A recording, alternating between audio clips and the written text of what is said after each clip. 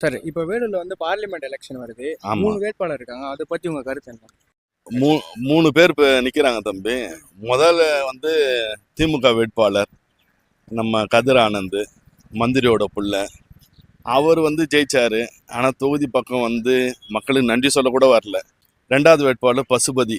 அவர் யாருன்னே தெரியாது. இன்னும் சொல்ல போனா ஏடிஎம்கே காருக்கே யாருன்னு தெரியாது. அவர் அறிமுகப்படுத்தி ஏடிஎம்காருக்கு தெரியறதுக்குள்ளே எலெக்ஷனே முடிஞ்சிடும் போல இருக்குது. அடுத்தது நம்ம ஏசி சண்முக ஐயா, அவர் சார் நிற்கிறாரு. அவர் வந்து இப்போ நம்ம மக்களுக்கு நல்லா செய்துட்டு இருக்கிறாரு. இப்போ அவரு கூட எலெக்ஷன்ல நிக்கிறதுனால தானே சார் செய்யறாரு. தம்பி, விஜயகாந்த் நல்லவரா கெட்டவரா? நல்லவர் தான். ஆனா இன்னைக்கு மக்கள் என்ன நினைக்கிறாங்க சரிமா, இவ்வளவு நல்ல மனுஷன் நம்ம ஓட்டு போடாத போயிட்டோமேனு வருத்தப்படுறாங்க. அந்த மாதிரி ஏசிஎஸ்க்கு ஓட்டு போடலையேங்கிற வருத்தம் வேலூர் தொகுதி முழுக்க இருக்கக்கூடிய பாராளுமன்ற தொகுதி முழுக்க மக்களுக்கு அந்த வருத்தம் இருக்கு. ஈஸியான மனுஷனா இருக்கிறாரு, எல்லாருக்கும் உதவி செய்யற மனுஷனா இருக்கிறாருங்க. நமக்கு ஒண்ணு தேவைன்னு போனா உடனே சேவை